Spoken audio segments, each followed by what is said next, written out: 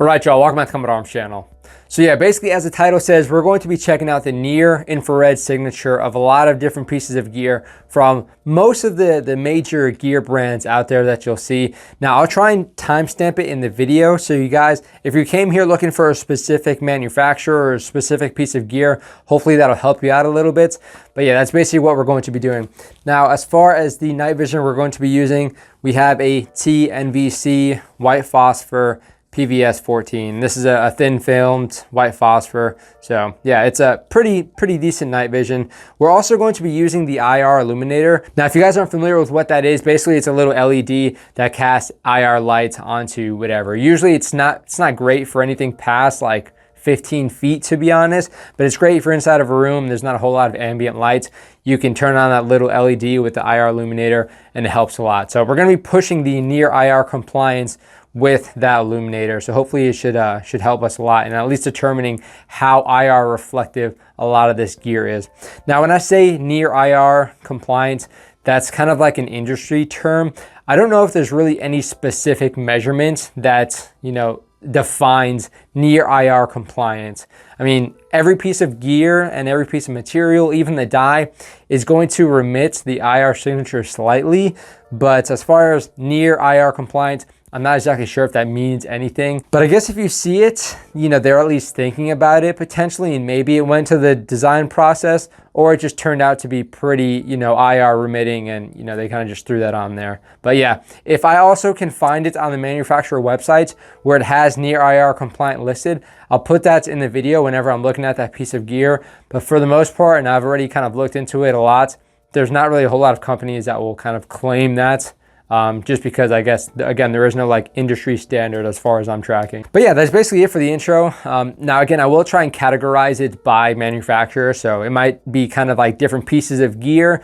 But again, I'm just trying to keep the manufacturers together just to make it a little bit easier for the time stamping. So if you're looking for a specific piece of gear, hopefully it's in there when we're checking out that specific brand or manufacturer. So yeah, let's do it. Okay, so as our sort of control group, we have a 100% polyester shirt. You can see right now there's a lot of scintillation, which is basically all those little specks flying around the screen because there's not a whole lot of ambient. Well, there's basically no ambient light in here besides the phone that I have right now. So again, it looks pretty decent right now. 100% polyester, it's going to reflect a lot. So although it looks pretty decent right now, I imagine when we turn on this IR LED, it's going to light up pretty significantly. So let's check it out. Yeah, and that's what happens when you actually cast some IR light on it. It's a gray shirt. It's a pretty dark gray shirt. Right now it looks like it's white.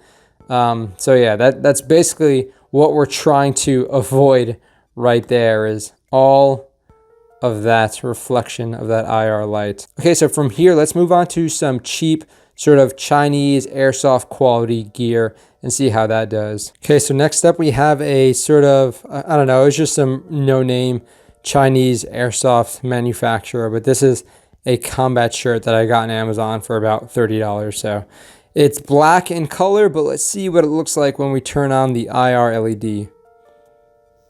Yeah, and I think this is a poly cotton blend, which makes sense why it's reflecting light so much.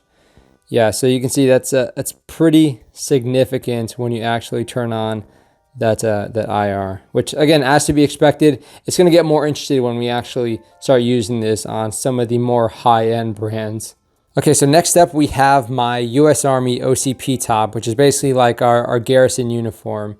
Now, it's not like legitimate multicam, but it looks pretty close, so hopefully the camouflage pattern alone helps it out. And I think this is also a nylon cotton blend, which should help as well, but let's see how it does. Okay, so yeah, I mean, it does significantly better. You can tell, like, oh man, that one name tape, which you can tell there's a difference in the materials right there. Yeah, that one name tape is, it would not be helping me out too much. You can see the Velcro on the pockets, as well as some of the material inside by the zipper, is definitely not the kind of material we're going to be trying to rock in a tactical environment. But yeah, it is a garrison uniform, so I guess I'm not too surprised. Now, it's funny because that US Army thread is actually black, but now under IR, it's basically glowing white. So yeah, it's lighting up like a Christmas tree, as they say. All right, so next up we have my Marine Corps uniform top. Now, it's woodland Marpat, so you can see again, under normal night vision looks pretty decent.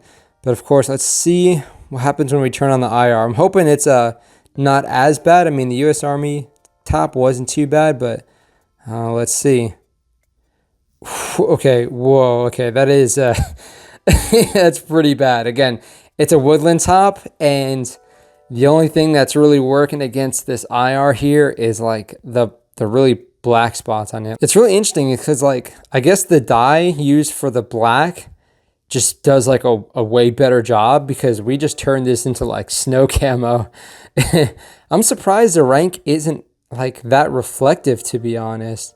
I mean, I guess the rank is also kind of used in a tactical environment, so that should be a little bit more IR remitting, but holy cow. I mean, the name tapes, the thread, basically everything except for the buttons and the rank, and I guess the tag. Oh man, that's pretty gnarly. Again, it is more of a garrison uniform. You will wear this in the field for the majority of the time, but yeah, that's pretty gnarly to see. I've never seen it like that under IR light. Now, I bought some issued Swedish camouflage, so I kind of want to see how that does, just for fun. The M90 camouflage.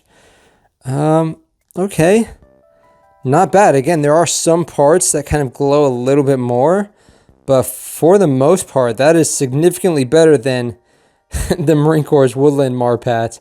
Yeah, not bad at all. Okay, so I don't know if this is like the tactical uniform as well as the garrison uniform, but either way, I think it'll do a pretty good job. And again, this is pretty close, so at range, it's not going to be reflecting as much. But yeah, okay, Sweden. Okay, next up is the Crye G4 combat top in multicam. So this is definitely what your tactical uniform is going to look like. This is definitely like one of the higher end combat tops you can find out there. This is the flame retardant G4 combat top. So yeah, let's see how it does. Okay, not the best. Now, I guess the saving grace for this is you have to consider all that inner material that's glowing pretty significantly is going to be covered by body armor for the most part, but definitely not all of it. So yeah, I mean, the rest of the material is great. Like, it's doing a pretty solid job. Like, even the zippers are doing pretty decent job. The Velcro is doing a fantastic job. But yeah, the inside, not so much. Again, that's a Crye G4 combat top. Pretty expensive, but yeah, that inner material is going to get you. Okay, now testing out the Crye G4 combat pants. Again, flame retardant in multicam. Let's see how these are, especially with the knee pads. Okay, wow, those knee pads are actually doing a pretty solid job. So yeah, I don't know. Okay, they're definitely glowing. Like, when you look at the carpet, they're glowing a pretty significant amount, except for the knee pads. So I mean, it's not horrible, but it's not great either. You know, let's see if the older G3 combat pants do any better. And those are in wolf gray, so maybe, I don't know, I think it's going to be worse, to be honest. Okay, so again, the G3 combat pants in wolf gray. Let's see how they do. Wow, really pretty freaking solid, except for like the stretchier material. So I guess elastic. I imagine that's probably what's in that.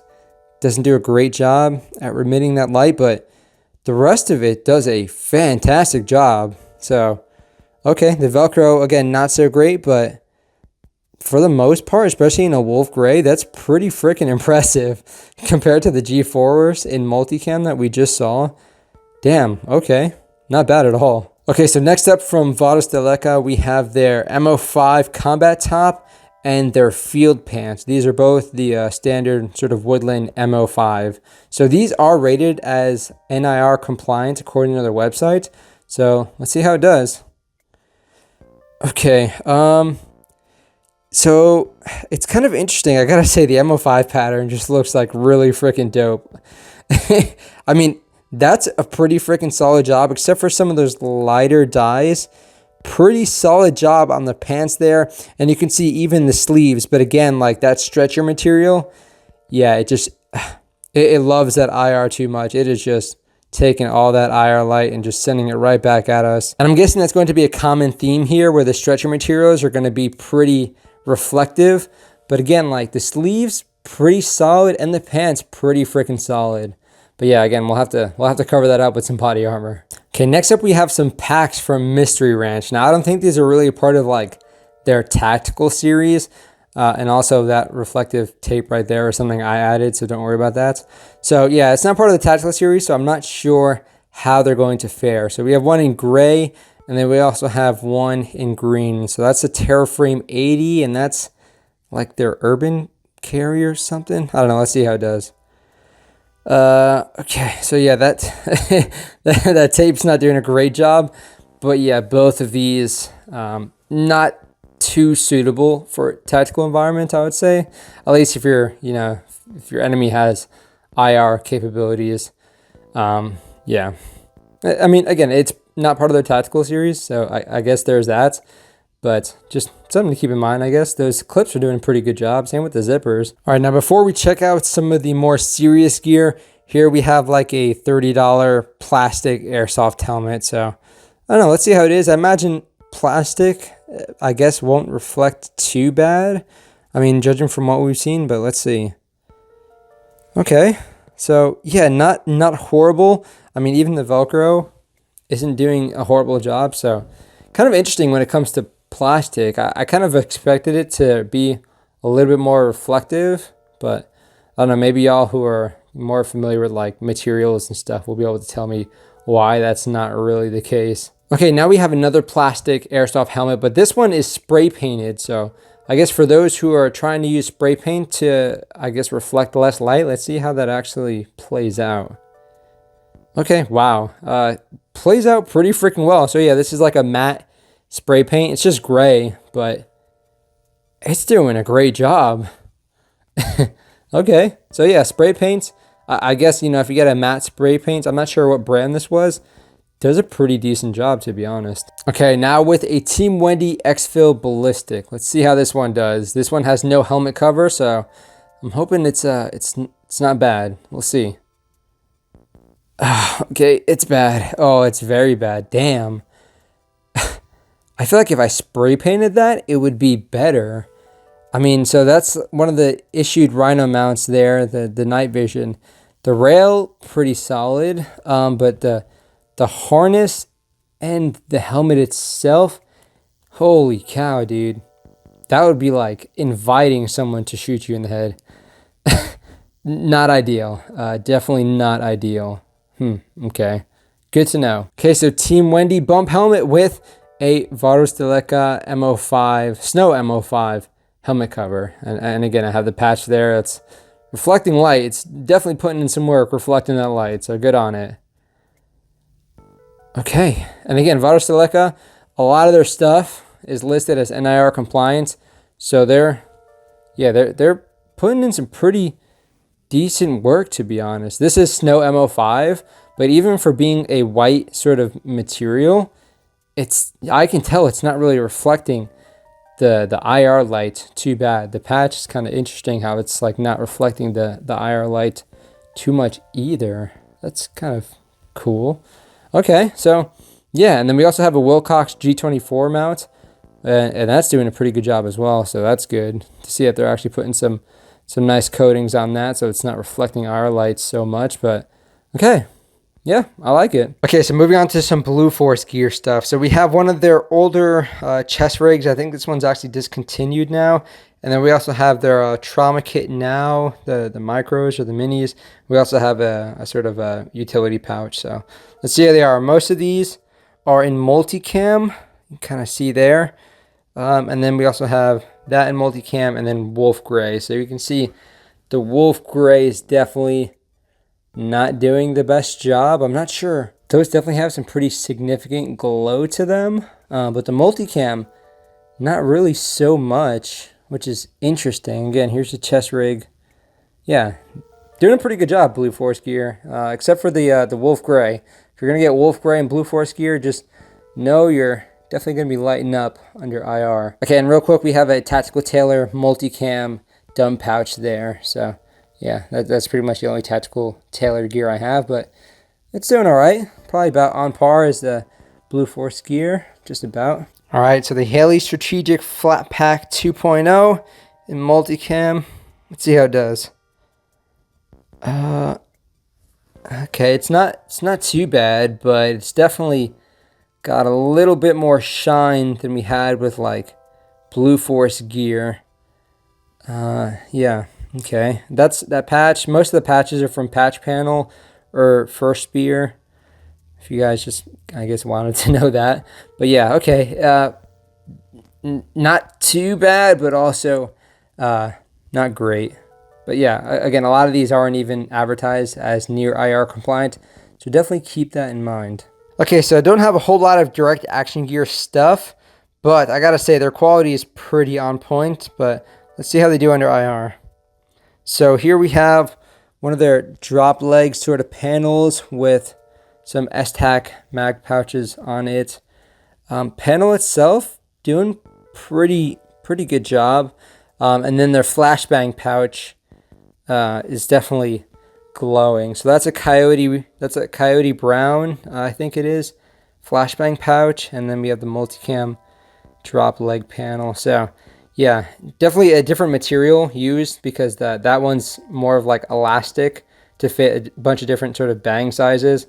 And you know, as we see with those elastic materials, they definitely reflect the light a little bit more. So okay. And you know, while we're there, let's just go ahead and do Esstac, because I pretty much only have their magazine pouches, and we have a few right here, so let's check them out. So these are in multicam,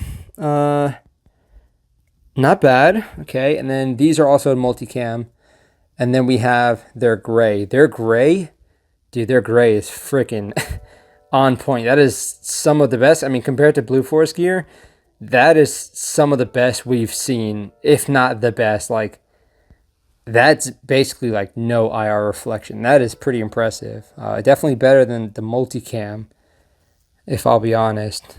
Damn. Okay. Interesting. Again, like, I didn't expect a lot of this, especially like the plastic not reflecting as much. The elastic, I guess it makes sense that would reflect a little bit more.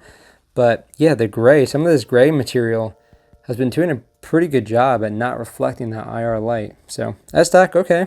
Keep it up. Okay, moving on to Ferro Concepts. I love their gear. Like, they could produce anything, and I'd probably just end up buying it over a lot of other manufacturers. They do some fantastic stuff. So I have their Dangler, I have their Slickster, their Slingster, and their Bison belt. So let's see how they do. Starting off with the Slingster. This is in wolf gray, doing a very good job. Like, I gotta say, a lot of this gray stuff is just knocking it out. The EOTech, I gotta say, the EOTech and that brace adapter look pretty freaking cool. Not the best for IR, I guess, because those are technically black, but right now they look silver. I don't know. Okay, good to know.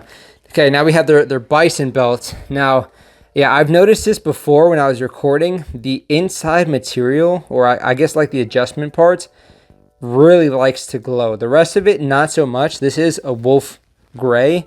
The buckle, not so much, but again, it's that inside material. So if they could change that, that'd be great. If not, like, that's pretty significantly reflecting that IR light for whatever reason. Again, like, pretty sure that's just nylon. It kind of feels like tubular nylon, but yeah, I don't know. It's an interesting one.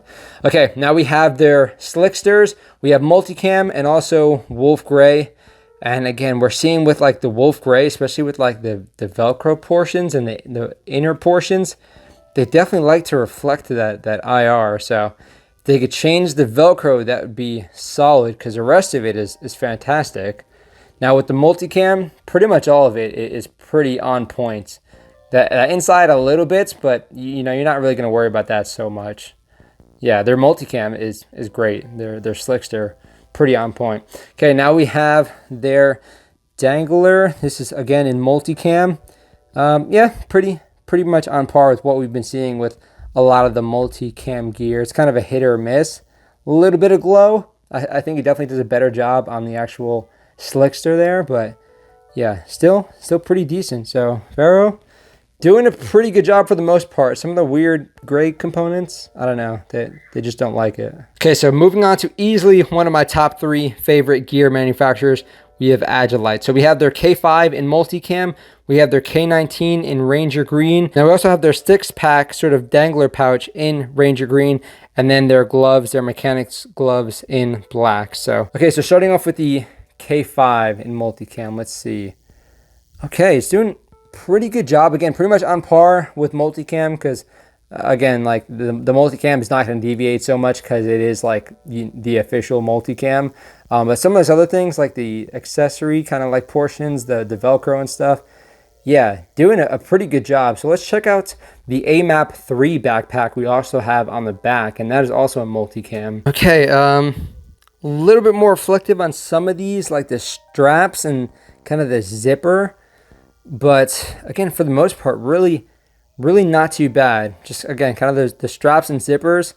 But yeah, I mean, again, like with the plate carrier itself, you got a little bit of those portions that are kind of reflecting, but really not bad. Not bad at all. Okay, now the K19 in the Ranger Green, definitely reflecting a lot more. It kind of looks like a very light gray under this. And that 6-pack is basically the same. Now, I also brought in one of the helmet covers. So this is the Multicam helmet cover for my Team Wendy bump helmet. Pretty solid. Team Wendy bump helmet's doing pretty good as well, even with the kind of metal shroud portion there. Okay, moving on to the gloves. Wow, that's actually kind of cool.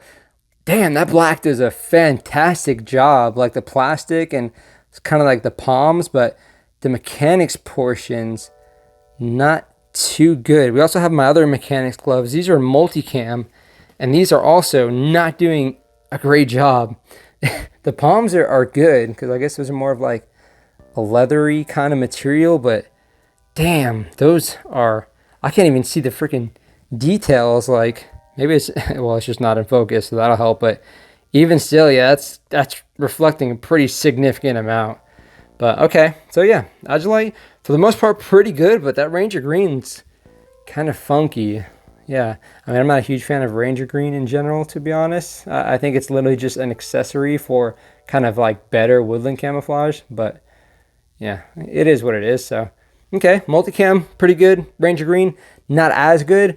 Helmet cover, solid. Gloves, pretty solid. And then, yeah, we kind of just threw mechanics in here as well because, you know, this is mechanics-ish. This is actually mechanics. So, okay, interesting. Okay, so now for the Varusteleka PC-18 system. So this is in their Snow MO5 as well. Okay, so pretty decent. Of course, the patch is pretty obnoxious, as it's supposed to be, I guess, when it comes to the IR light. But again, for Snow MO5, it's doing a pretty good job. I mean, like, yeah, maybe some of the nylon straps, like kind of there, like some of the pals or whatever, molly webbing. But the rest of it, yeah, you can tell still kind of maintains a sort of matte kind of look, not like too shiny, too reflective. So, yeah, overall, again, another great job there. I think Varusteleka is actually doing a pretty good job with this. All right, well, again, hopefully y'all enjoyed that. Again, some of those kind of surprised me. Some of them not so much. I mean, kind of expected when you have like a lot of polyester, especially in the materials. But yeah, some of them were kind of surprising, especially some of those higher end items. But yeah, it definitely gets the gear spinning. I mean, again, it really depends on what you're using the gear for. But unless you find yourself operating in like a peer-to-peer warfare kind of environment against somebody who has night vision, it's not really that necessary. It is nice to know that your gear, you know, isn't that reflective. So there's that. But for the most part, you don't really need that sort of NIR or near infrared compliant capability or feature with your gear. Again, night vision is getting cheaper, so it is going to be a little bit easier to acquire it. But again, it's right now it's nice to have, not totally necessary. But yeah, I think if you're trying to acquire some gear and it's something that you want to consider, especially if you are in the military, then hopefully this video helped you out. If there's any pieces of gear or any other manufacturers you want me to check out through the sort of night vision, I can try and do it. So if you want to like hit me up on Instagram or what have you, I can try and take a picture if I have something. But I guess it really depends on if I have something from that manufacturer lying around, which I might, but not enough to do like a whole nother video. So again, if you want me to check something out, you can just hit me up on Instagram or something and I'll see if I have that lying around if you're interested. But it's definitely cool to see what kind of a combination night vision and IR lights is, because it's pretty scary. I mean, you can have like the best ghillie suits kind of walking around even under the cover of night, and you might think you're fine, but if somebody has night vision and they're shooting an IR light on, you know, your polyester ghillie suit, if you chose to do that for whatever reason, then yeah, probably not going to be too fun. But yeah, not going to be too applicable for a lot of people. Kind of just cool to know, I guess. But hopefully you guys enjoyed. I mean, it was kind of a cool experience for me to at least check it out. But yeah, thanks for watching. If you guys liked the video, hit the thumbs up, comment, let me know what you think. If you're surprised by anything, of course, let me know as well. But yeah, that's it for this video. I'll see you all in the next one.